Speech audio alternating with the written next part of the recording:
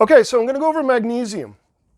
Now, symptoms of a magnesium deficiency include loose teeth, fatigue, headache, nervousness, learning impairment, hallucinations, migraine headaches, pre-eclampsia, high blood pressure, dizziness, cardiac arrhythmias, anxiety, hyperexcitability, cluster headaches, diabetes, PMS, confusion, muscle cramps, insomnia, a low IQ, suicide, asthma, kidney stones, poor concentration, memory loss, depression, compulsions, and delirium.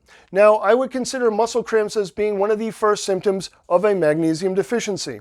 The RDA for magnesium is roughly 400 milligrams, and we absorb about 50% of our dietary magnesium. Now, some sources of magnesium include almonds, wheat bran, dark chocolate, black beans, wheat germ, cashews, beet greens, brown rice, buckwheat, cooked spinach, pumpkin seeds, and yogurt. I'll leave this in the description box below. I'm also going to leave an illustration for this. I'm also going to leave a video for this illustration on the left side of the board here when I get to it. Anyways, magnesium is a cofactor for over 300 enzymes. It works specifically with calcium in a lot of these reactions. The highest concentrations of magnesium are in the bone, brain, and heart. And it is used to remove toxic substances like ammonia. Now, for ATP, our number one energy molecule in the body, to be biologically active, it must bind to a magnesium ion. We use magnesium to synthesize dopamine and serotonin. We also use magnesium to synthesize our RNA and our DNA. Now, we also use magnesium to stabilize our DNA. And this is just a crude picture of DNA here I wanted to show you.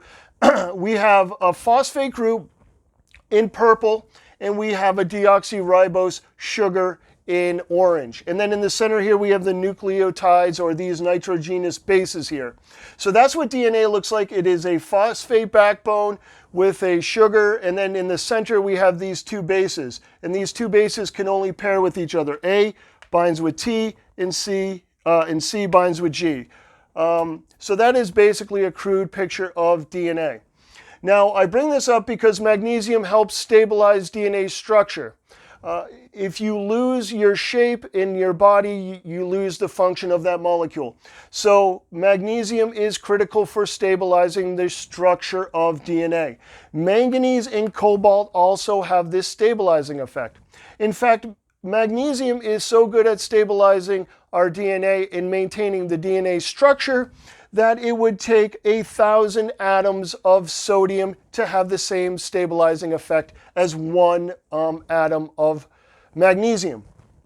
Also, in a lot of these reactions that we use magnesium for, we can actually also use manganese for a lot of the reactions that we use magnesium for.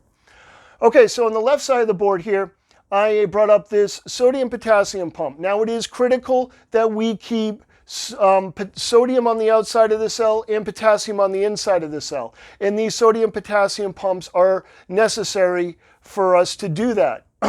Now, we use a ton of ATP for this. That's why I'm bringing it up, because magnesium is critical for the function of ATP. So we use ATP to maintain sodium outside the cell and potassium inside the cell. It is one of the biggest costs of energy that we use in the body.